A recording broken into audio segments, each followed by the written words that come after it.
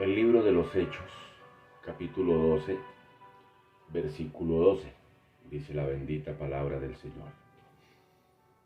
Y habiendo considerado esto, llegó a casa de María, la madre de Juan, el que tenía por sobrenombre Marcos, donde muchos estaban reunidos orando. Cuando llamó Pedro a la puerta del patio, salió a escuchar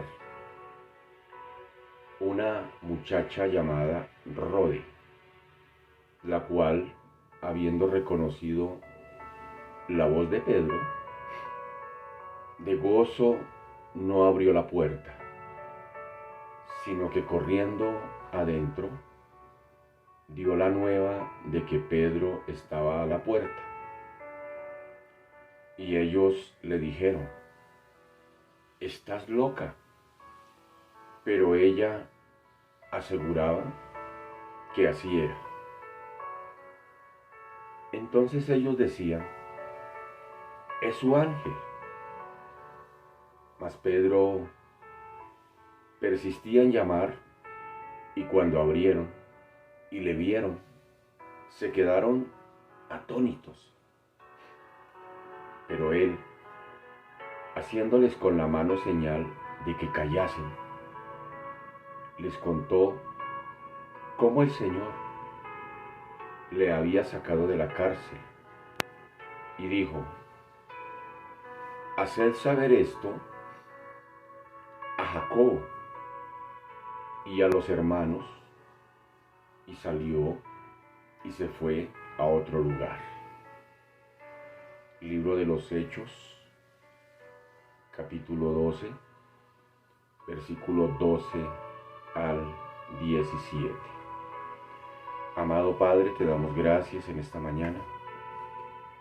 Gracias, Señor, por darnos este privilegio de poder tener vida, de poder haber descansado, de podernos levantar, podernos mover, poder, bendito Señor de la gloria, reanudar nuestros quehaceres. Gracias, Señor, por el regalo más precioso que nos has dado después de la salvación, la vida. Hoy agradecidos contigo, Señor, por este don, por este regalo, por este privilegio. Señor, muchas gracias. Gracias, Señor, porque nos permites venir ante ti. Y hoy, Señor, siendo último día de este mes de abril, 30 de abril del año 2022, te damos gracias, Señor, porque ha pasado el primer cuatrenio, o los primeros 4 meses de este año, Señor, y nos has ayudado. Hasta aquí nos has sostenido. Hasta aquí, Señor, en medio de luchas, de dificultades, pero también de alegrías, Padre amado, nos has sostenido, Señor. Gracias porque nos has perfeccionado, nos has afirmado, nos has fortalecido y nos has establecido hasta el día de hoy. Te damos gracias, Señor. Gracias por esa dificultad, porque esa dificultad nos lleva a depender más de ti, a reflexionar en ti, a reconsiderar nuestra manera de caminar contigo. Estas situaciones difíciles, como bien diría el apóstol Pablo, en el día bueno cante alabanzas, pero en el día malo considera, es decir, reflexiona. Y yo te doy gracias, Señor, porque en estos días que no han sido tan buenos para algunos de nosotros, nos ha llevado a eso, a reconsiderar, a redireccionar, a reflexionar en muchas áreas, y particularmente, Señor, nos podemos dar cuenta, o particularmente en lo personal, me doy cuenta que entre más nos acercamos a ti, entre más te conocemos a través de tu palabra y con la guianza del Espíritu Santo, entre más nos acercamos a Señor Dios de la gloria ante ti, más y más, Señor, me voy dando cuenta de mi condición de pecador. Podría decir que entre más nos acercamos a ti, más santos somos, pero realmente, Padre amado, es otra la realidad. Entre más la luz admirable y maravillosa de Cristo resplandece en nuestros corazones, más esa luz va alumbrando nuestro corazón y nos lo va mostrando, dándonos a entender que somos pecadores. Entre más nos acercamos a ti, más nos damos cuenta de nuestra condición. Y por eso, gracias Señor, porque eso hace parte de tu amor, de esta relación que tú estableciste, iniciaste con cada uno de nosotros. Y hoy te doy gracias Señor, porque si hasta aquí hemos sido sostenidos, no ha sido por nuestra destreza, no ha sido por nuestra inteligencia, no ha sido por nuestra fuerza o por nuestra elocuencia, sino ha sido porque tú has tenido misericordia y tu gracia la has derramado día a día, minuto a minuto, segundo a segundo en nuestras vidas. Señor, que nos falte todo, pero que no nos falte tu gracia, que no nos falte tu misericordia, porque como tú dijiste, ¿de qué le sirve al hombre ganarse todo el mundo si se pierde su alma? Señor de la gloria, separados de ti, nada podremos hacer. Te necesitamos, dependemos de ti, yo dependo de ti. Yo estoy aquí en esta mañana, Señor, más que por cumplir, Señor Dios de la gloria, un ejercicio espiritual. Estoy aquí porque te necesito. Y allí es donde yo quiero llegar, a reconocer que te necesito las 24/7 del día.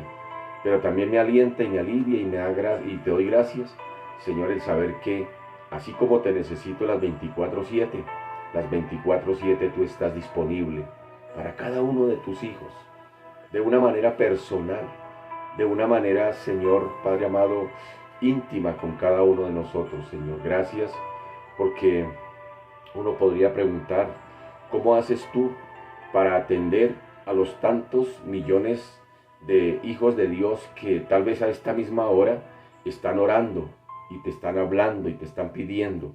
¿Y cómo haces tú para respondernos a cada uno de una manera personal, atender nuestra necesidad? Eso es lo maravilloso de ti, eso es lo maravilloso del Dios que tenemos, que es un Dios cercano, que es un Dios personal, que es un Dios práctico, que es un Dios real. Gracias, Señor, Padre amado, una vez más, por sostenernos hasta aquí, porque nos has guardado, nos has dado el privilegio, Señor, de la gloria, de venir a tu bendita palabra. Hay países donde no tienen este privilegio. Hay países donde los cristianos son tan perseguidos que no tienen el privilegio de acercarse a una Biblia, de predicarla, y mucho menos por medios electrónicos como estos, donde, Señor, la señal abarca a todas las orillas del mundo. Gracias, Señor, Dios de la gloria, porque realmente sí somos privilegiados, porque en medio de las luchas, en medio de las dificultades, en medio de tantas situaciones, Padre amado, vemos tu gloria, vemos tu mano de amor, bendito Señor, abriendo, Señor, el panorama para poder, Señor, Dios de la gloria, que tu palabra corra y sea glorificada.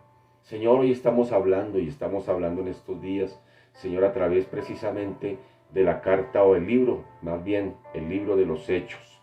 Y bendito Señor, estamos en el capítulo 12. Y tú nos has venido mostrando, Señor, cómo la iglesia, esa iglesia naciente, ha sido perseguida, como un mártir, Padre amado, en la iglesia, por causa de un gobierno, Señor, Dios de la gloria, corrupto, como en el caso de Herodes Agripa, Señor, que se vino en ristre contra tus hijos, contra tu pueblo, matando a Jacobo, encarcelando a Pedro. Y a lo largo de la historia, Señor de los cielos, tu pueblo ha sido perseguido, tu pueblo ha sido hostigado, y hoy oro a ti por esos países musulmanes, oro a ti por esos países asiáticos, por esos países africanos, allá donde, Señor, hay un hijo tuyo predicando tu palabra, donde hay un misionero que ni siquiera es de esa nación, que es extranjero, tal vez es latino, y está allí, bendito Señor, Dios de la gloria, haciendo tu tarea, haciendo la obra que le has encargado. Tal vez, Padre amado, Dios de la gloria, con escasos recursos, tal vez con la salud deteriorada, tal vez lejos de su familia, tal vez lejos de la comodidad del hogar,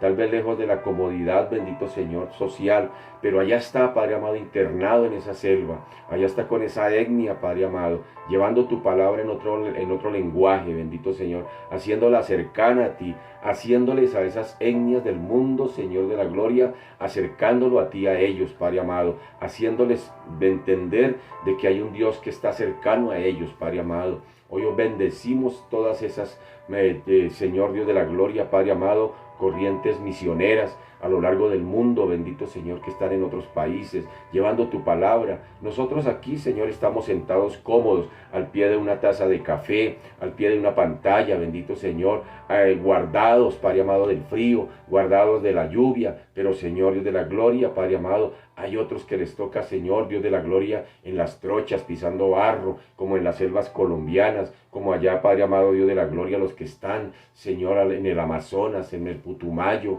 allá los que están en la Guajira, todos esos hombres y mujeres que Dios de la gloria, Padre amado, han decidido, Señor, Dios de la gloria, servirte. Hoy oramos por ellos. Hoy oramos por ellos, Padre amado, Dios de la gloria, porque han tenido claridad como la tuvo Jacobo, como la tuvo Pedro, como la tuvo Juan, como la tuvo Pablo, Señor de la gloria, hombres, Señor, que marcaron, se dejaron usar por ti en su historia, en su época, y Dios de la gloria, hasta el día de hoy, Padre amado, han permeado este mundo con el Evangelio, y hoy, bendito Señor, nos corresponde, Señor, la tarea como iglesia. Y hoy bendigo a cada uno de estos hermanos que están a lo largo y ancho de nuestro planeta, Señor, llevando la palabra a otras latitudes, a otras culturas, que, Señor, Dios de la gloria, se han puesto en la posición transcultural, rompiendo barreras, bendito Señor, Dios de los cielos, llevando tu mensaje, llevando tu bendita palabra, porque es el privilegio que tenemos, bendito Señor, y es el regalo que has entregado en nuestras manos y la responsabilidad que has puesto en nuestras manos, bendito Señor, de proclamar tu bendita palabra, de hacerla extender, de hacerla, bendito Señor, conocer, Padre amado, a otras personas. Y hoy bendigo también, Dios de la gloria, estos medios, Padre amado, electrónicos que nos has permitido usar. Hoy bendigo estas herramientas porque nos permites también, bendito Señor, ser asequible, bendito Señor, inclusive, Señor, a otros países. Oro por aquellos que han escrito desde Italia, por Jairo Vargas, Padre amado, por Jorge Rodríguez en Estados Unidos, bendito Señor, por Carlos Ariza en España, bendito Señor. Hoy bendigo esas personas, Padre amado, que de una u otra manera se han conectado, bendito Señor, Padre amado, por estos medios, Dios de la gloria, porque la palabra, bendito Señor, ha sido asequible. Gracias, Señor, por las herramientas que nos das. Ayúdanos a usarlas de la mejor manera, bendito Señor, para provecho, bendito Señor, y para la gloria de tu nombre. Hoy nos ponemos delante de ti, Señor, dándote gracias una vez más, porque hasta aquí nos has sostenido. Hoy 30 de abril, nos has guardado, nos has ayudado en medio de situaciones, bendito Señor, y ayúdanos a seguir, Dios de los cielos, a seguir haciendo esta tarea con diligencia, con gozo, con alegría, con paz, con disposición, con entrega, con renuncia, bendito Señor, Dios de la gloria, cada día a ser más excelentes, cada día a ser más diligentes, Padre amado, en esta tarea y en esta bonita labor que tú nos has entregado, bendito Señor, de proclamar tu palabra. Pero por supuesto, Señor, ayúdanos también a proclamarla al vecino, que la prediquemos en la China, pero también a la vecina, bendito Señor, que la prediquemos en todo lugar, en ese trabajo, en ese estudio, en ese vecindario, en ese lugar, Padre amado, donde tenemos cada oportunidad, donde tú nos abres cada puerta, que nuestros labios no se callen, que no nos avergoncemos de ti, que no seamos vergüenza para ti, sino que por el contrario, bendito Señor, Dios de la gloria, Padre amado, que haya fuego como en el caso de Jeremías, que haya un fuego que no lo podamos resistir y que nuestros labios se abran para proclamar, que no callemos, bendito Señor, ante el pecado, que denunciemos el pecado, que lo denunciemos con tu palabra, porque es tu palabra la que transformará, la que cambiará el corazón, Padre amado, de cada vida, bendito Señor, porque tu palabra es viva, produce vida y es eficaz. Es decir, Padre amado, que cuando llega a los oídos produce algo allí en el interior de aquel que la escucha, bendito Señor, porque ella discierne los pensamientos y las intenciones del corazón, bendito Señor. Por eso atraviésanos con tu palabra, porque tu palabra, como hemos dicho en otros momentos, es un arma espiritual, pero es la arma espiritual que le da vida al que está muerto espiritualmente, porque tu palabra misma lo dice, Señor, que antes estábamos muertos en nuestros delitos y pecados, pero tú nos diste vida juntamente con Cristo. Gracias, Señor Dios de la gloria, porque hoy empuñamos el arma poderosa espiritual que tenemos, y es el arma de tu palabra. Ella produce vida, como bien lo dijo el apóstol Pedro. ¿A quién iremos, Señor? Solamente tú tienes palabras de vida, y es lo que hacemos en estos espacios, producir vida a través de la palabra de Dios. Nosotros no estamos aquí, Padre amado, para producir muerte, estamos para producir vida, vida y vida en abundancia a todo aquel que escuche tu palabra. Gracias te damos porque es un privilegio para nosotros, Padre amado, acercarnos a tu palabra de vida, poderla entender, poderla comprender y poderla compartir con otros. A ti te damos la gloria, Señor, la honra, la alabanza. Entregamos nuestras penurias, nuestras cargas, entregamos todo lo que somos delante de ti, sabiendo, Padre amado, que tú tienes cuidado de nosotros. Y a ti sea la gloria, Señor, en el nombre poderoso de Jesús. Amén y amén. Mis amados, muy buenos días tengan ustedes. Hoy sábado 30, último de mayo, 30 de mayo del año 2022. ¿Cómo pasa el tiempo? Ya 4 meses de este mes.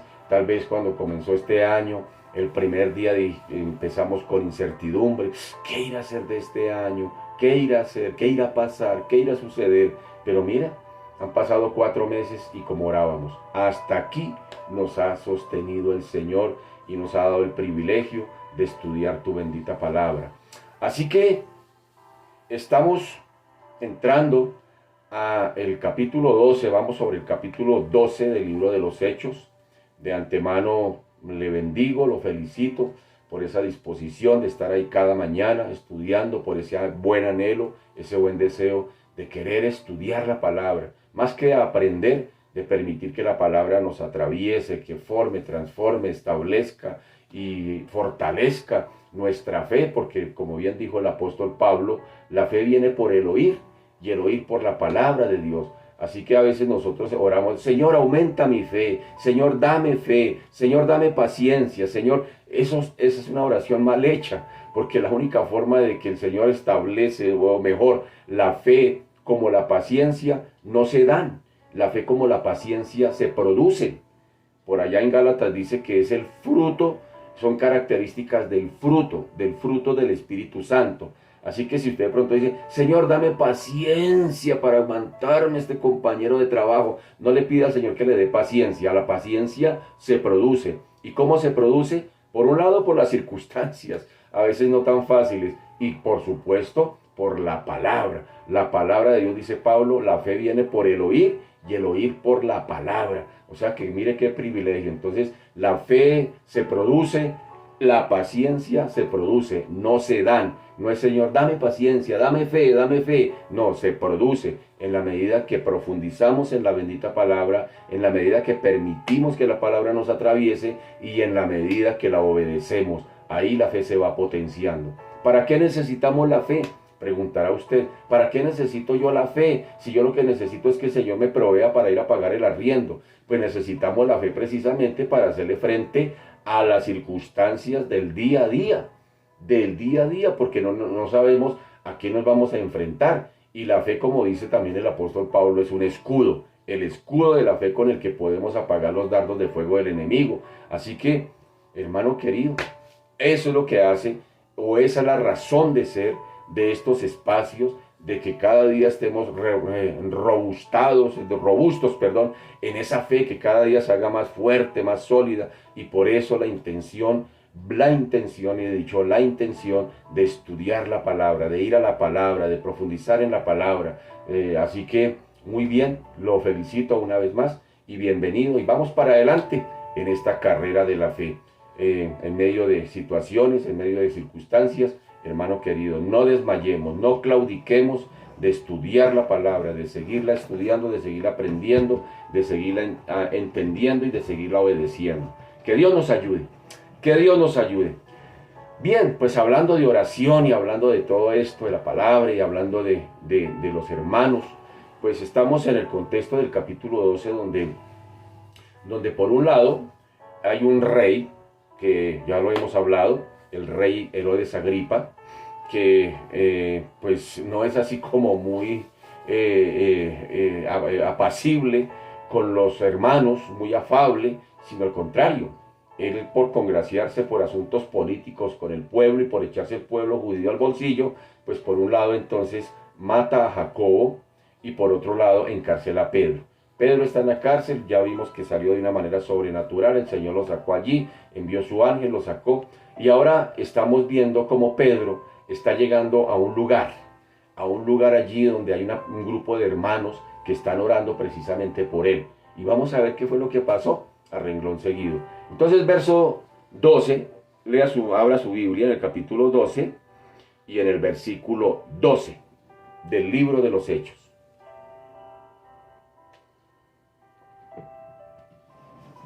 Bien, gracias al Señor por nuestro café colombiano. Nuestro país es hermoso, hermano. Este país es biodegradable, hay biodiversidad de muchas cosas, hermano. Es un país, anoche orábamos en el templo, hermano. Tenemos un país, hermano, maravilloso y le estamos dando duro a nuestro país. Dios nos ayude y tenga misericordia, hermano, porque cuántos países, pongámonos en los zapatos, hermano, de las personas que están allá en la guerra, en Ucrania, hermano. Eso nos ha llevado a reflexionar. A veces nosotros decimos, yo no me como ese pedazo de arepa que está vieja, está dura, yo no me la como. ¿Cuántos anhelarían ese pedazo de arepa vieja y dura? Hermano, que Dios nos ayude, que Dios nos ayude. Somos privilegiados. Bien, listos. Hechos capítulo 12, versículo 12 dice, y habiendo considerado esto, es decir, Pedro está en la calle, el ángel lo sacó y lo dejó allá afuera y se fue. Entonces, ahí, habiendo considerado esto, Pedro llegó a casa de María, la madre de Juan, el que tenía por sobrenombre Marcos, donde muchos estaban reunidos orando, y dice que muchos.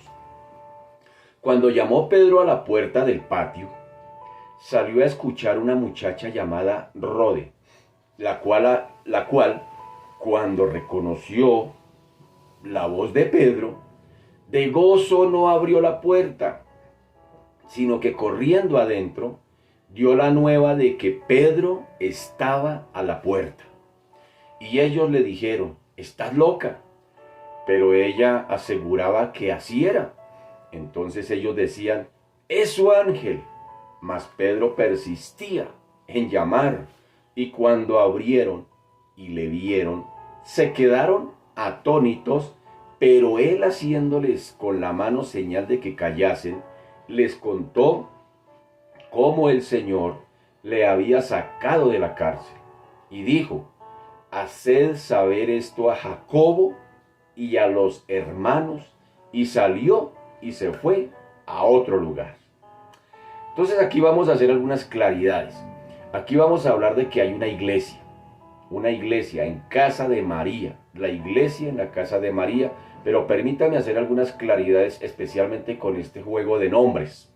Entonces, aquí, ¿de cuál María estará hablando? Esa es la pregunta que nos surge. Dice que llegó a casa de María, que estaba allí, pero ¿cuál María será? Y que habían unos hermanos orando. Pues cuando se habla aquí de María, no es María la madre de Jesús, descarte.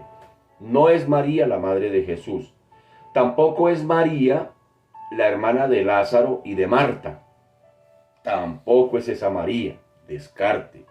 Tampoco es María Magdalena. ¿Se acuerdan de María Magdalena? Tampoco es ella, no es ninguna de esas tres Marías. Por allá en la salsa había una canción que se llamaba precisamente eso, Tres Marías. Yo tengo tres Marías, decía esa canción así. Entonces, no es ninguna de esas tres Marías. No es ni María la madre de Jesús, no es María la hermana de Lázaro, no es María Magdalena. ¿Cuál María será entonces? El texto es claro. Nos dice que es María, la madre de Juan Marcos. Pero tan pronto decimos que la madre de Juan Marcos, inmediatamente entramos en otro asunto. ¿Cuál Juan? ¿Cuál Juan será? ¿Cuál Juan Marcos será? Pues no es Juan Marcos, no es Juan el apóstol Juan. Entonces, espero que esté tomando apuntes de esas cosas porque necesitamos tener claridad de esos nombres. Así que no es María la madre de Jesús, no es María la hermana de Lázaro, no es María Magdalena, tampoco es Juan Marcos, es María la madre de Juan Marcos, como nos dice el texto, pero este Juan Marcos no es el apóstol Juan, tampoco es el apóstol Juan, no es Juan Marcos, este Juan Marcos tampoco es Juan el Evangelista, o Juan, perdón, Bautista, tampoco, porque a veces también chocamos con eso. Entonces, ¿quién es este Juan Marcos? Sencillo, este Juan Marcos fue quien escribió el Evangelio de Marcos, ¿sí ven? Ahí van apareciendo las llaves, ese es Juan Marcos. Sin embargo, en el versículo 17 hay otro detalle. El versículo 17, si usted notó, dice, pero él haciéndoles con la mano señal de que callasen, les contó cómo el Señor le había sacado de la cárcel. Y dijo, haced saber esto a Jacobo. ¿Jacobo? Luego no dice que Jacobo está muerto. ¿Sí nota? Si usted es un detallista, si usted está mirando, eso se llama observación.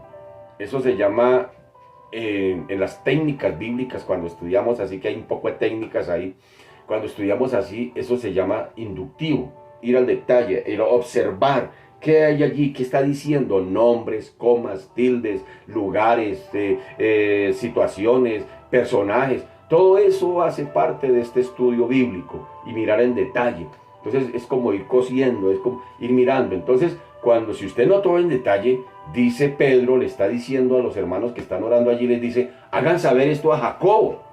Pero si usted es analítico, dice, pero ¿cómo sí? Pero si Jacobo luego no dice el texto que está muerto. Entonces, este Jacobo, pues no fue el que mató a Herodes. Herodes mató a Jacobo, pero ¿a cuál Jacobo mató? Al hermano de Juan el evangelista. Sí, señor, a ese Jacobo fue el que mató Herodes. Sin embargo, si usted también detalla, encontramos otro Jacobo, que se conoce como Santiago el Menor, hijo de Alfeo, que está por allá en el capítulo 3 del Evangelio de Marcos, o Juan Marcos, en el capítulo 3 de su Evangelio, en el versículo 18. Entonces, si vemos, ¿por qué a este Jacobo se le conoce como Santiago el Menor? Porque Santiago también es Jacobo. ¿Por qué? Porque para diferenciarlo precisamente del otro Jacobo. Entonces, al Jacobo que nos está haciendo referencia Pedro aquí, óigame bien, al Jacobo que nos está haciendo referencia Pedro aquí, es a otro Jacobo. ¿Otro? ¿A cuál? Al hermano de Jesús. Al hermano de Jesús que posiblemente él, cuando Jesús estaba vivo, él no anduvo con los 12, no anduvo con los discípulos. Posiblemente Jacobo, el hermano de Jesús, se convirtió después. Entonces es a este Jacobo, o de este Jacobo, es el que está haciendo referencia a Pedro cuando dice, hagan saber esto a Jacobo. ¿A cuál? Al hermano de Jesús. Hay que tener claridad allí. Bien, después de estas claridades, entonces también miramos que estos versículos que acabo de leer, estos versículos nos arrojan una luz interesante sobre la vida de la iglesia en Jerusalén. Es decir, de esta época que estamos tratando aquí, de la iglesia naciente. Dice que muchos hermanos se habían reunido en la casa de María para orar por Pedro. Y estando fuera de la cárcel, se dirige hacia allí. Es decir, como al lugar más apropiado para hallar hermanos. Él sabía al salir a medianoche posiblemente de la cárcel que allí había hermanos en ese lugar orando. Y corre allí para este lugar y vemos que María, esta María, la madre de Juan Marcos, presta su casa para reunirse o reuniones de la iglesia. Y dice que había muchos hermanos. Entonces la expresión de que había muchos hermanos nos da a entender que la casa posiblemente es amplia. Porque si habían muchos, pues hermanos, solo caben en una sala común y corriente. Y hoy más en este tiempo que las salas de las casas prácticamente le toca a uno salirse de la casa para que entre la llamada, son chiquitas. Entonces en esa época pues vemos aquí que por lo menos la casa de María era una casa amplia, porque el texto nos dice que habían muchos hermanos orando. Y en el caso de haber otros lugares de reunión, posiblemente de los hermanos también que oraran, este sería el centro más importante de la obra por ese entonces. Sería el lugar más interesante. Y seguramente, como dije hace un momento, era una casa amplia, ya que muchos hermanos cabían en ella, pero también se entraba, dice que por un patio, y por medio de un pasillo se llegaba a la puerta, que es donde llega Pedro a golpear, y hay una mujer allí y lo escucha. Por omitirse toda referencia al dueño de la casa, también encontramos otro detalle allí, que no se habla del dueño de la casa, no se dice quién es el varón de la casa, se está hablando de María. Entonces, en asunto a esa relación, muy seguramente esta María era viuda, posiblemente, y se declara que era la madre de Juan Marcos, pariente de Bernabé, es decir, Juan Marcos y Bernabé vendrían a ser como primos, algo así. Entonces, además de estos hechos, también otras cosas a considerar. Existe la posibilidad de que la iglesia de Jerusalén no se había mudado allí, sino que más bien posiblemente en ese aposento alto. ¿Qué es un aposento alto en esa época? Pues eran segundos pisos amplios que se prestaban para reuniones sociales, familiares, en los segundos pisos de las casas. Por eso se llama aposento alto, porque quedaba en los segundos pisos. Entonces muy posiblemente el aposento alto, ese segundo piso, en la casa de María, fue el lugar donde posiblemente cayó el Espíritu Santo sobre los 120 que estaban reunidos en el día de Pentecostés. Posiblemente fue allí en ese lugar. Otros aseguran inclusive que posiblemente en ese aposento alto fue donde Jesús participó de la cena pascual con sus discípulos. Sin embargo, esa expresión pues sí es un poquito dudosa, porque por ahí hay un texto, no me acuerdo en cuál evangelio es, donde el Señor dice que hay un hombre que le presta, un hombre es el que le presta el aposento alto a Jesús para que participe de la cena con sus discípulos. Entonces no vamos a entrar en esa controversia. Lo cierto es que están en casa de María. Lo cierto es que hay 120 muchos orando por Pedro. Lo cierto es que Pedro llegó allí y Pedro está en la puerta. Nada que le abren. Miremos a ver qué pasó. Verso 13 dice: cuando llamó Pedro a la puerta del patio, salió a escuchar una muchacha llamada Rode, la cual, cuando reconoció la voz de Pedro, de gozo no abrió la puerta, sino que corriendo adentro dio la nueva de que Pedro estaba a la puerta. Ellos le dijeron: ¿estás loca? Pues no sabemos por qué le dijeron que está loca, si porque no le abrió o por qué, pero ahí vemos la razón. Dice: pero ella aseguraba que así era. Entonces ellos decían: es su ángel. Tal vez Rode, posiblemente podríamos pensar que era, algunos dicen también que podría ser una empleada de María, posiblemente, pero el texto no nos dice que sea empleada, dice que una muchacha, Rode. Entonces, esta muchacha posiblemente aquella noche estaría haciendo la función o cumpliendo la función de portera, posiblemente. ¿Por qué? Porque muy seguramente ella tendría que ubicarse a las afueras del patio, en el vestíbulo, cerca de la puerta exterior, pues había una razón. La razón era conveniente, porque no era conveniente precisamente que los hermanos que acudieran a aquella reunión secreta tuviesen que llamar a gritos. Recuerden que están siendo perseguidos. Recuerden que Jacobo está muerto. Y supuestamente Pedro está en la cárcel. Y supuestamente los hermanos también saben que Pedro está en la cárcel, y por eso es que están orando. O sea, hay un riesgo, hay un peligro. Entonces no pueden darse el lujo de que cada uno que llegue allí a casa de María llegue a gritos, golpeando para llamar la atención. Entonces posiblemente había una persona que estaba allí al lado de la puerta, atenta para ver quién llegaba a la reunión de oración. ¿Sí me hago entender? Estaba ejerciendo allí, posiblemente Rode estaba ejerciendo esa labor de portera, para que cuando Pedro llegara o Pedro llegara no porque no lo esperaban, cuando algún hermano llegara pudieran abrirle sin necesidad de que el hermano tuviera que golpear duro la puerta, ni ponerse a gritar, ábrame que estoy aquí, para no llamar la atención, porque están siendo perseguidos, las vidas están en riesgo. Así que, más bien, al hacer un llamado, digámoslo así, discreto, el apóstol es como si le estuviera diciendo allí a la portera, ábrame, ábrame rápido, ábrame deprisa que soy yo, soy Pedro. Posiblemente fue lo que balbuceó el apóstol Pedro al llegar a esta puerta. Y dice la escritura que ella reconoció,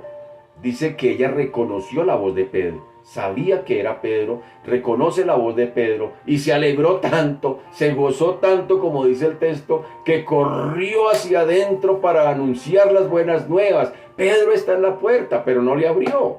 O sea que antes de abrir la puerta exterior a Pedro, lo que le dio lugar más bien a una escena familiar que parece aquí entre los hermanos y natural, que encontramos aquí en el versículo 14, dice, la cual cuando reconoció, ¿sí nota? Reconoció la voz de Pedro, de gozo no abrió la puerta, sino que corriendo adentro, si es que corrió adentro, quiere decir que estaba más o menos a una buena distancia de donde están los hermanos orando, a donde está la puerta. Todas estas expresiones son bonitos detalles para tenerlos en cuenta. Dice que corrió, uno no corre 1 metro, sino, o 2 metros, o no corre, si tiene que correr es porque hay una distancia más o menos. Entonces dice, sino que corriendo adentro, dice el texto, dio la nueva de que Pedro estaba a la puerta. Ellos le dijeron, estás loca. ¿Por qué le están diciendo? Pues no lo creen, no lo están creyendo. Pero ella aseguraba que así era. Entonces ellos decían, es su ángel. Mas Pedro persistía en llamar. Y cuando abrieron, le vieron, se quedaron atónitos. De aquí es donde muchos intérpretes se apoyan para decir que a estos hermanos les faltaba fe. Porque por el argumento de que si están orando por algo y ven la respuesta, no la creen.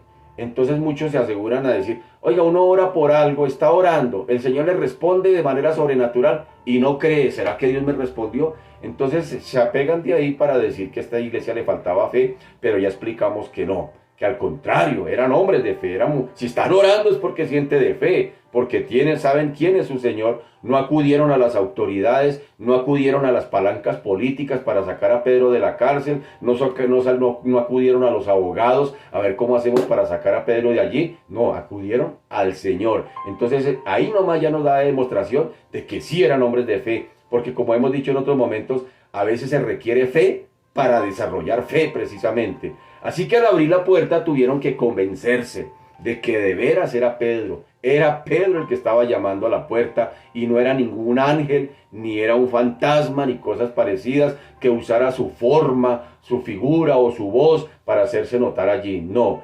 rápidamente Pedro lo que hace es contarle a los hermanos lo más esencial de la liberación, dejándoles un encargo, y el encargo es de hacerlo saber a Jacobo, una vez más, el hermano de Jesús, y a los demás hermanos. Dice, háganlo saber a Jacobo y a los hermanos. Entonces, cuando está hablando de Jacobo y los hermanos, no está diciendo a Jacobo, que es el hermano de Jesús, y a los otros hermanos de Jesús. No está diciendo eso. Es decir, a los demás hermanos. ¿A cuáles hermanos será? La referencia a los hermanos posiblemente sea a los ancianos de la iglesia, no siéndoles aconsejable para estos hermanos de la iglesia, que eran los líderes, que se reunieran, que estuvieran en reuniones concurridas, porque recordemos una vez más, el imperio perseguía a los cristianos, pero perseguía a los líderes cristianos, no perseguía a los hermanos comunes y corrientes, no, era a los líderes cristianos a quienes perseguían. Y recuerde que hablamos de la martiriología en días anteriores.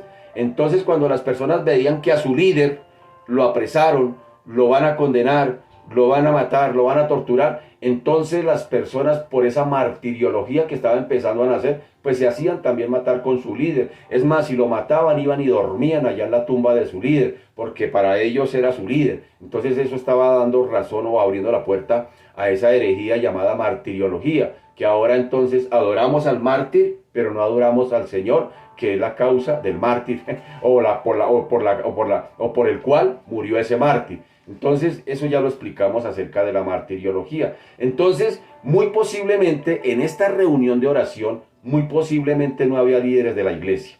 Eran hermanos comunes y corrientes. ¿Por qué? Porque los mártires no había, para los líderes de la iglesia, no era conveniente estar en reuniones de este tipo, muy seguramente precisamente para eso, para cuidarse de esa persecución, porque a quienes estaban persiguiendo era a los líderes una vez más. Así que mientras que Herodes iba buscando líderes para matar precisamente, para llevar a la cárcel, por eso ya vimos que dos líderes han pagado una consecuencia, Jacobo muerto y Pedro encarcelado, que eran dos columnas fuertes de la iglesia. Ahora, hablemos un poquito, dejemos un momentico acá a los hermanos orando, a Pedro, dejémoslos ahí en esa reunión, en ese encuentro, dejémoslos ahí que se gocen ahí, en ese encuentro, que se saluden, y vamos a hablar un poquito de los guardas delante de este tirano llamado Herodes.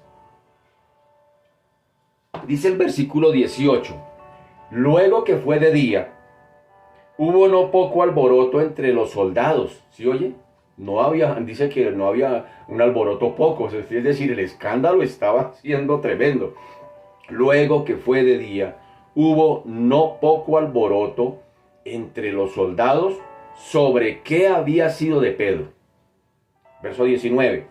Mas Herodes, habiéndole buscado sin hallarle, después de interrogar a los guardas, ¿qué pasó? Ordenó llevarlos a la muerte. Después descendió de Judea a Cesarea y se quedó allí. ¿Quién? Herodes Agripa. Ahora, la agitación que vemos aquí en este versículo está llena de asombro, pero está llena de terror. Dentro de esta fortaleza, tal vez la fortaleza de Antonia, como bien dijimos que era un cuartel militar, cuando la guardia se rebeló, cuando llegó el relevo de la guardia. ¿Qué es el relevo de la guardia? Permítame, se lo explico. ¿Se acuerda que había 4 grupos de guardia? De 6 a 9, de 9 a 12, de 12 a 3 y de 3 a 6. 4 grupos de guardia. Entonces, entre guardia y guardia hay un relevo. Relevo es que, digamos, a las 6 comienzan unos, terminan a las 9. A las 9 vienen los que prestan guardia a las 9 y relevan a los que están prestando el primer turno. ¿Sí me hago entender? Eso es relevo, ese es el relevo de la guardia. Si usted ha tenido la oportunidad aquí en Bogotá, Colombia, allá en el Palacio del Gobierno, a la hora del relevo de la guardia, es muy interesante mirar eso, porque hay marchas, hay de todo eso. Eso es un protocolo, es una ceremonia, el relevo de la guardia a esa hora en el Palacio del Gobierno. Bueno, eso en cuanto al Palacio del Gobierno, yo no tuve la oportunidad de estar allí, pero también sé lo que fue prestar guardia, comí harta guardia. Entonces, cuando iba llegando la hora del relevo, uno estaba listo porque ya viene el relevo a relevarme a mí para que otros tomen mi tarea. Entonces, imagínense, esto es posiblemente, si dice el texto que estaba de día, muy posiblemente nos da también la razón de que la salida de Pedro posiblemente fue en el 4.º turno de guardia, porque dice el texto claramente, dice, luego que fue de día. Luego que fue de día, quiere decir que los que estaban con Pedro estaban prestando la 4ª vigilia, posiblemente estaban entre las 3 de la mañana y las 6 de la mañana, que es la hora más pesada del sueño. Cuando a uno le tocaba prestar guardia a esa hora, ay Dios, es la lucha más tremenda, a las 3 de la mañana. Entonces imaginémonos acá, porque si el texto me está diciendo que fue de día, quiere decir que Pedro, o los que estaban con Pedro, estaban entre ese lapso de hora. Estaban desde las 3 de la mañana a las 6 de la mañana. Entonces cuando fue de día, hubo no poco alboroto entre los soldados. Dice entonces que la guardia, llegó el relevo, llegaron los que iban a recibir a los que estaban trasnochaditos, les iban a llegar a relevar a las 6 de la mañana, pero cuando llegaron los soldados que estaban allí, estaban durmiendo en el sitio con las cadenas puestas en sus muñecas, pero sin el preso. Imaginémonos el cuadro. ¿Se acuerda que Pedro tenía que, o el preso, estaba con un preso a la izquierda, con otro encadenado con otro preso a la derecha, y le tocaba dormir ahí en medio de los dos? Pero el ángel dice que las cadenas se cayeron y que estos posiblemente no se dieron cuenta que había llegado el ángel, no sabían qué pasaba, tal vez cayeron en un profundo sueño y estaban ahí, dormidos, con las cadenas en la mano, pero sin el preso. Cuando llega el relevo a las 6 de la mañana a relevar a estos, lo que encuentran es esa escena. Los encuentran dormidos y con las cadenas en las manos, pero no está el preso. Entonces esto contrasta también vívidamente con el gozo que se da al otro lado de es decir, allá en la casa de María. Mientras en la fortaleza de Antonia, que se conoce allá como el patio de Antonia, en ese cuartel militar, hay alboroto. ¿Qué pasó con el preso? Ahora imagínense los presos cuando despertaron, el susto tan tremendo. Yo me imagino el susto tan tremendo de estos hombres cuando se despertaron y no vieron el preso allí, encadenados ellos allí, y la guardia ahí al frente. Dirían, no, Dios, nos cogieron dormidos, y dormirse de guardia en esa época era un delito. Dormirse en la guardia en ese tiempo le costaba la cabeza. De hecho, vemos ahí que dice que Herodes los mandó matar. ¿Sí nota? Entonces, es tremendo ver aquí que hay dos contrastes. Este capítulo 12 nos trae lleno de contrastes.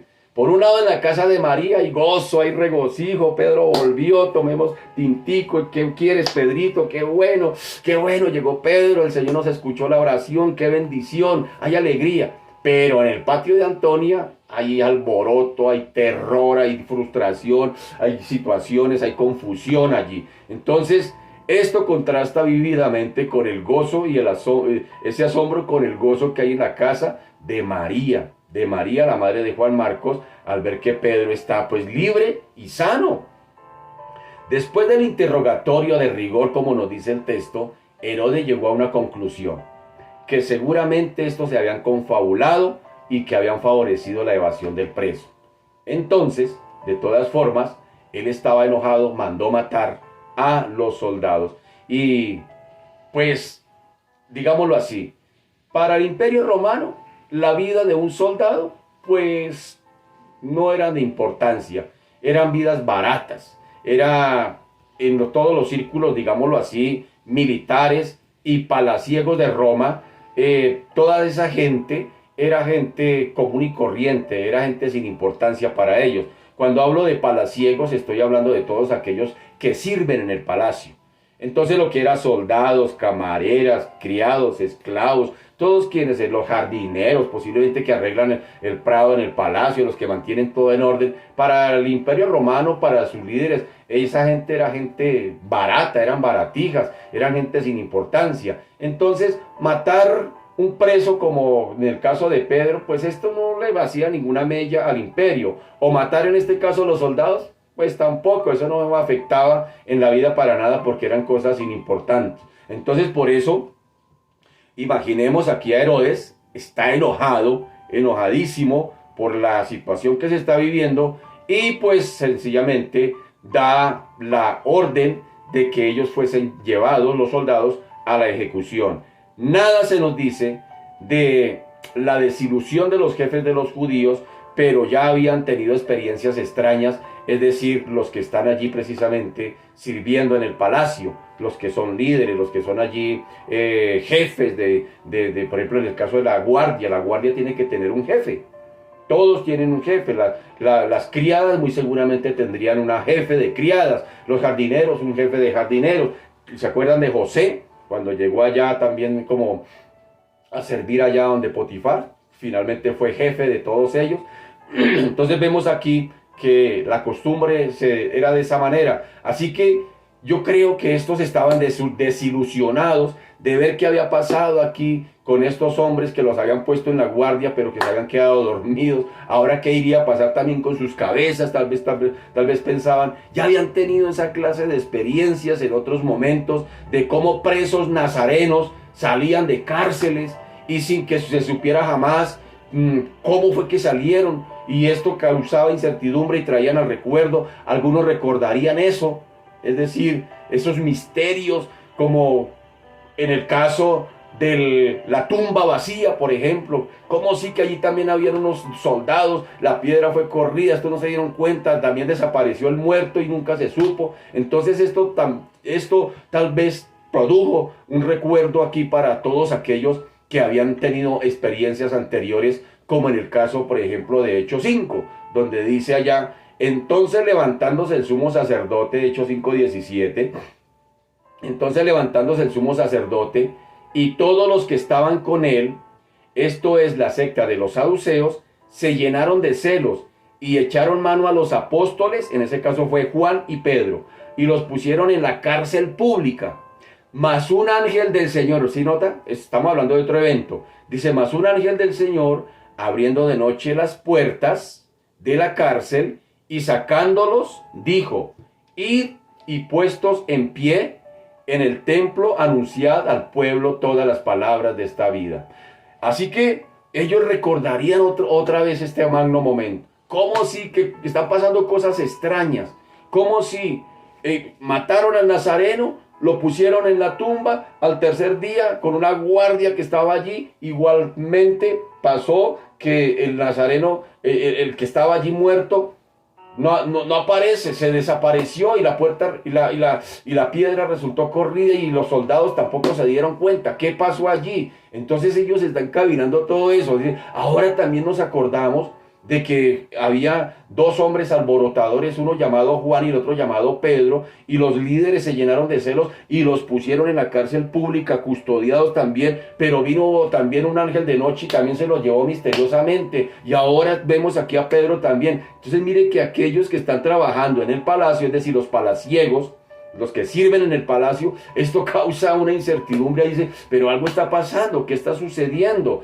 Mateo 28 también nos habla también del Señor, del evento, cuando la tumba quedó vacía. Recordémoslo, Mateo 28:11 dice: mientras ellas iban, he aquí uno de la guardia fueron a la ciudad y dieron aviso a los principales sacerdotes de todas las cosas que había acontecido. Y reunidos con los ancianos y habido consejo, dieron mucho dinero a los soldados, diciendo: decid vosotros, sus discípulos vinieron de noche y lo hurtaron, estando nosotros dormidos. Oigan eso, ellos mismos están echando la soga al cuello, porque una vez más, quedarse dormido en la guardia era sinónimo de muerte para el soldado romano. Y si esto lo oyere el gobernador, nosotros le persuadiremos y os pondremos a salvo. Y ellos, tomando el dinero, hicieron como se les había instruido, y este dicho se ha divulgado entre los judíos hasta el día de hoy. Hasta el día de hoy, después de 2000 años, la gente todavía sigue diciendo: ¿y cómo salió Jesús de la tumba? ¿Cómo sería que salió? Y la ciencia, la filosofía, la sociología, la religión, todo el mundo hasta el día de hoy están haciéndose esa pregunta: ¿cómo salió Jesús de allá? ¿Cómo salió? Hasta el día de hoy. ¿Ah? Tremendo eso. Entonces, ahora vemos, este es el caso de los soldados. Los soldados pues fueron muertos. Dice que Herodes los mandó matar, que los mandó a la muerte, que Herodes está enojado, su mismo gobierno, sus mismos súbditos lo han traicionado, se siente frustrado, porque al otro día sí quería sacar a Pedro, pero para llevarlo a la muerte. Ahora hablemos de Herodes como tal. Permítame hablar un momentico de Herodes como tal. En el versículo 20 dice: y Herodes, ahí dice el texto, y Herodes estaba enojado. ¿Enojado contra quién? Contra los de Tiro y de Sidón. Pero ellos vinieron de acuerdo ante él, y sobornado Blasto, que era camarero mayor del rey, pedían paz. Ve, ahí hay un camarero, ahí hay alguien que está trabajando en el palacio, eso se llama palaciego. Y dice: mayor del rey, pedían paz, porque su territorio era abastecido por el del rey. Y un día señalado, Herodes, vestido de ropas reales, se sentó en el tribunal y les arengó. Y el pueblo aclamaba diciendo, gritando: voz de Dios y no de hombre. al momento, un ángel del Señor le hirió por cuanto no dio la gloria a Dios y expiró comido de gusanos. Es lo que nos narra Lucas. Así que podríamos mirar porque aquí hay unos elementos interesantes. Herodes, y nos está hablando de los de Tiro y de Sidón, que se conocen como los fenicios. Verso 20 dice, Herodes estaba enojado contra los de Tiro y de Sidón, que eso queda al norte de Palestina, en la parte occidental, allá a orillas del mar Mediterráneo. Dice, Herodes estaba enojado contra los de Tiro y de Sidón, pero ellos vinieron de acuerdo ante él, y sobornado Blasto, que era camarero mayor del rey, pedían paz, porque su territorio estaba abastecido por el rey. Hablemos un poquito. La cultura fenicia, es decir, Tiro y Sidón está dentro del marco de un territorio al norte, una vez más, que es costero, que se conoce como Fenicia. En Fenicia, pues allí esa cultura se desarrolló en Asia Menor, a orillas del mar Mediterráneo, al lado del oeste de Siria. Es decir, Siria está hacia el oriente, y al otro lado, al otro extremo, a las orillas del mar Mediterráneo, usted lo podrá mirar en un mapa, allá vas a ver que está toda esa tierra de los fenicios, y entre esa tierra está Tiro y Sidón. Su territorio pertenece al día de hoy, es lo que se conoce como el actual Líbano. Ya vamos llegando, Líbano. Y ese Líbano, esa tierra era de grandes, se conocía por sus grandes navegaciones, y era una nación comercial por ser una región costera. Crearon algo así, para que usted se agarre duro, ellos fueron los que crearon y propagaron su alfabeto, que hasta el día de hoy, de allí, de ese alfabeto que ellos inventaron, se deriva prácticamente todos los alfabetos del mundo antiguo. Prácticamente ellos fueron los que se empezaron a inventar todo el tema del griego, del arameo, del latín. Es decir, ellos fueron los que inventaron todas esas cosas del alfabeto. ¿Quiénes? Los fenicios. Los fenicios también eran agricultores, pero su actividad principal era el comercio marítimo, porque ya lo dije, que queda a orillas del mar Mediterráneo. Llegaron a ser una potencia comercial en la región, razón por la que se granjearon el odio de los griegos y se les consideraba los grandes mercaderes de la antigüedad. Según nos dice Flavio Josefo, que fue un escritor judío, en uno de sus libros que se conoce como Antigüedades de los Judíos, 2182, él habla que describe mejor a Herodes Agripa I en términos que vienen a confirmar y a suplementar la historia según la narración de Lucas en este lugar. No menciona, sin embargo, Flavio no nombra, no menciona la causa pendiente entre Herodes y los fenicios. Simplemente dice que estaba enojado contra ellos, pero no nos dice el por qué, sino que más bien relaciona la visita del rey a Cesarea con unas celebraciones de honor al César precisamente, y desde luego no hay nada discrepante entre ellos, es decir, o en ellos, sino que más bien lo probable es que los de Tiro y los de Sidón, es decir, los fenicios, hubiesen aprovechado estas celebraciones que iba a tener el Herodes Agripa allá en Cesarea para el rey Herodes, para el César, perdón, con el fin, ellos aprovecharon esa coyuntura con el fin de sellar la paz allí entre Herodes de una forma más pública, de una forma más formal. Herodes, por enfadado que estuviera, no era el momento, digámoslo así, para declarar una guerra a los fenicios. No era el momento apropiado, por cuanto también se veía impedido por otra razón sencilla, porque Fenicia era una provincia romana. Es como darse golpes contra uno mismo. Es como cogerse uno mismo a cachetadas. No podía, porque eso hace parte del Imperio Romano. El Imperio Romano estaba dividido por provincias. Cada vez que ellos capturaban, cada vez que ellos conquistaban un país, como en el caso de Palestina, de Israel, inmediatamente lo reparten o lo dividen por provincias. Por eso en el tiempo de Jesús se conoce como la provincia de Galilea, la provincia de Samaria, la provincia de Judea, la provincia de Perea, la provincia de Iturea, todas esas cosas porque el imperio romano lo dividía por provincias y en cada provincia ponían un gobernador.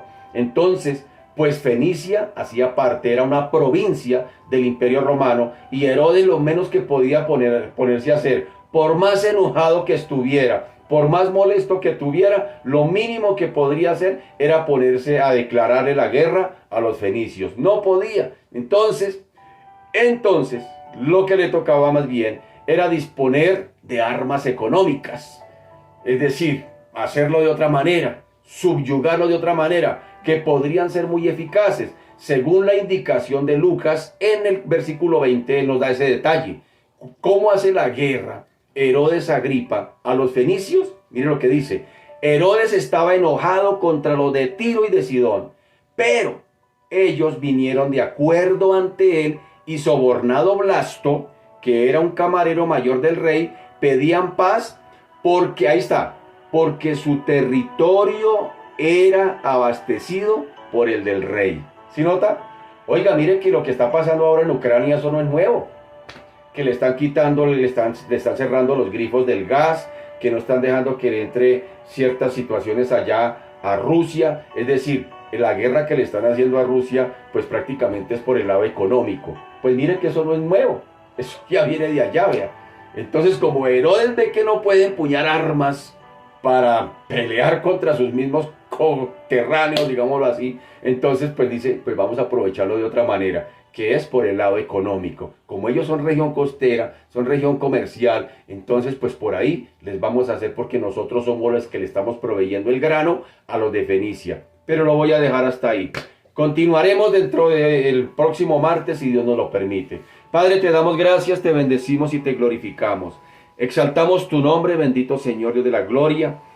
Y vemos, Padre amado, que hay muchas cosas, bendito Señor, que se asocian hasta el día de hoy, que no han cambiado de mucho, Señor de la gloria. Hoy también vemos gobiernos tipo Herodes Agripa I, todos, de hecho, todos los Herodes por lo general fueron corruptos, fueron gobiernos opresores, fueron gobiernos implacables, bendito Señor. Y hoy oramos por los gobiernos del mundo, pidiéndote, Señor, que tengas misericordia, porque la Biblia nos anima a orar por los que están en eminencia para que podamos vivir quieta y reposadamente. Hoy oramos por los gobiernos a nivel, Padre amado, general, en todo este planeta, en todo este globo terráqueo, porque ellos son los, Padre amado, los que están llevando a cabo, bendito Señor, Dios de la gloria, las riendas de este mundo, de la sociedad, Padre amado. Hoy pedimos que extiendas tu misericordia sobre ellos, porque un día tendrán que dar cuenta delante de ti de la autoridad que tú les entregaste, Padre amado. Hoy oramos por ellos, bendito Señor, Dios de la gloria, que tu Espíritu Santo traiga esa convicción al corazón, Dios de la gloria, y que haya gobiernos justos bajo el temor moral de la palabra, bendito Señor, bajo los principios bíblicos, bendito Señor, y bajo el temor tuyo, Señor, sea la manera que gobiernen, sea la manera que dirijan, Padre amado, sus territorios, bendito Señor. Hoy te damos gracias,